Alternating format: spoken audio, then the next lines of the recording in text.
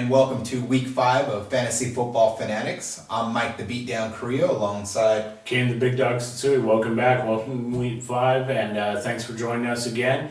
Here to dish out that great fantasy advice for all you out there. So, without hesitation, let's get into it. Jump right in, folks. Feet first. Top performers for the week. No surprise, Peyton Manning was one of those guys. Carson Palmer actually kind of stepped it up this week and made some people happy out there and hopefully put up some good points for a change and was looking pretty sharp last week. Also, Sean Hill had a pretty big day, over 300 yards, 2 touchdowns, 2 picks. How many passing attempts? A ton, like 5,400 yard passing attempts. I don't know, something ridiculous. Yeah, 54 passing attempts. Yeah, that's crazy. And that's really huge, but, it kept him in the game, and even though they don't have anything to show for it, Sean Hill actually played pretty well, and of course both those touchdowns went to Megatron, so like we said last week, hang on to him, and hopefully you did, because his stock's up. If you're going to look to get rid of him, this may be the week to do it, but I'd say the way he's playing right now, you might want to hang on to him because I think he can only go up with Matthew Stafford returning, hopefully. Yeah, absolutely. And speaking of guys returning, how about LT returning from the dead there with 133 yards rushing? I don't think he's done that in a couple years now, going over 100 yards and getting into the end zone twice. Yeah, he looked like the old LT, and I'm sure San Diego was kind of missing him when they saw that. It probably brought a tear to AJ Smith's eye, which that's okay. You deserve it. You let him go. So that's on you. Arian Foster stepped out, only played 3 quarters, got in some kind of trouble. What were you doing, Arian? I don't know. He must have been out there with some lady friends or something the night before, but whatever it did, fueled his fire there coming into the second quarter, rushing for 131 yards there, and then, of course, getting himself a touchdown and a receiving touchdown. So 2 touchdowns there for Arian Foster. Great big day for him. And then Ahmad Bradshaw busting out 129 yards, a touchdown. And then he could have had a second one, right? Yeah, he could have. Yeah, got the ball stripped away from him there. So showboating a little bit too early on that one. Wide receivers, of course, T.O. there was a big reason Carson Palmer went out. That was with 222 yards. Yeah, there. the triple deuce. He stepped out with that one, got himself a touchdown, the oldest receiver in NFL history to go for over 200 yards in one single game. So good job, T.O. There you go, making some people happy. Right, and then we had Reggie Wayne there with 15 receptions, going for 196 yards. I mean, good call for your dog right there. No touchdowns, but that's monster yards. Yeah, monster yardage, no touchdown.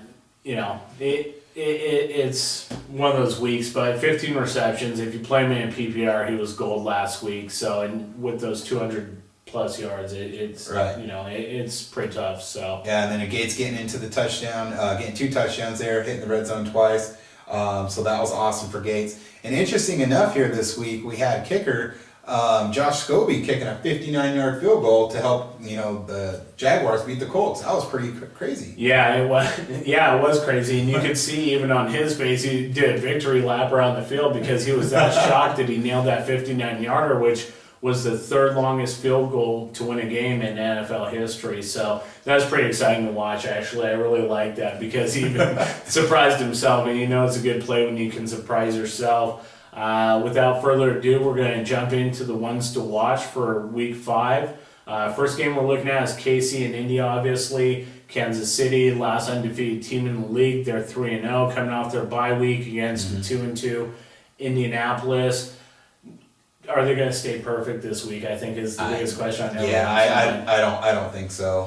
I think Indianapolis is just going to come back. They're a little pissed off there against last week, so I think they're going to go ahead and take it to them. I mean, Kansas City's number 5 in rushing as far as their defense is concerned. They've only giving up rushing touchdown once, I think, this year. So that's pretty crazy there against. Yeah, that's pretty good in 3 games, and that's for a Kansas City team that most people didn't think much of.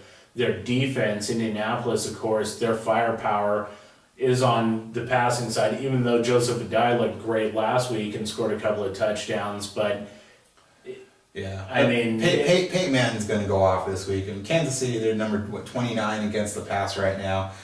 They've given up 4 passing touchdowns, but they're just giving up monster yards, and anybody who can pick them apart is going to be Peyton Manning. Yeah, he's going to dissect them. Right. So next game to watch is going to be Tennessee against Dallas. Tony Romo coming back there from that bye week. Tennessee's sitting at 2-2. Dallas is at 1-2. They desperately need a win, and now is going to be a time to see if your number one quarterback Tony Romo is going to be able to step up there against that pretty tough Tennessee defense. Dallas defense right now is 8th versus the rush. They haven't given up any touchdowns. Big goose egg, 0. So it could. Chris Johnson, is he gonna break that? If there's somebody that can, it's CJ for sure, but it's a tough game for him, and Dallas is just really stout on the defensive side against the ball, against rushing the ball, so it's going to be a tough game, but if anyone can make him look silly, it's Chris Johnson. Yeah, and it's going to be a tough game for Romo too, because Tennessee's passing defense have only given up 3 passing touchdowns, and they're in the league right now, tied for the league lead in sacks with 16. So Tennessee is getting to the quarterbacks. Yeah, and they're tied with Green Bay, who Clay Matthews went off that one game and was a sack machine. And then obviously with the New York Giants, who accumulated 10 of those sacks just in the last game on Sunday night against Dub Bears, and knocked Jay Cutler clean out of the game. So that's going to be an interesting game. Both sides could have a really tough matchup running the ball, and I think people are going to have to try to throw the ball around to win that game. I like Dallas to win that game, actually, but we'll see what happens. Oakland is traveling south to sunny San Diego, California, to take on the Chargers. No love lost. This is always a really tough game between these two AFC West rivals. Mm-hmm. The Nation... Yeah, they've got close and fell short on a few. Their record not so hot. San Diego's kind of hanging in the balance at 2-2 with Kansas City out in front. So yeah, and San Diego, last few years have started off pretty slow. Usually it's about their 5th, 6th game where they kind of get rolling here, and I expect San Diego to do the same this week. Yeah, and Phillip Rivers has looked really sharp. He's looked great. Antonio Gates went off 144 yards. 2 touches again last week. He's obviously the number one option there in San Diego.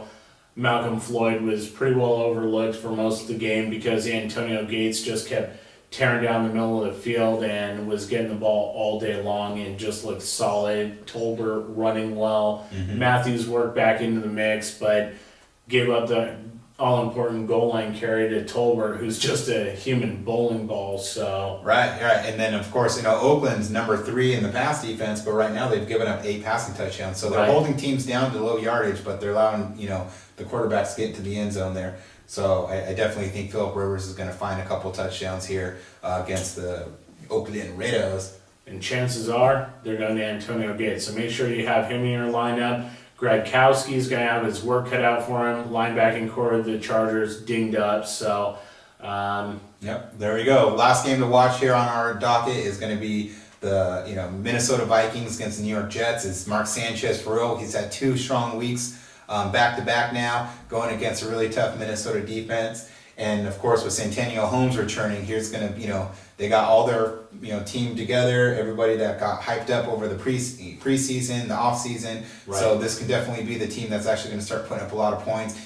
They can do it against a tough Minnesota defense. Right. Definitely those are going to be guys you're going to want in your lineup there. Definitely, and the Vikes, their secondary getting healthy, so it should be interesting to see how Sanchez does in this game. Some of the injuries, Ray Rice still dinged up, should play, not a problem. Steven Jackson surprisingly played quite a few series last weekend. Right.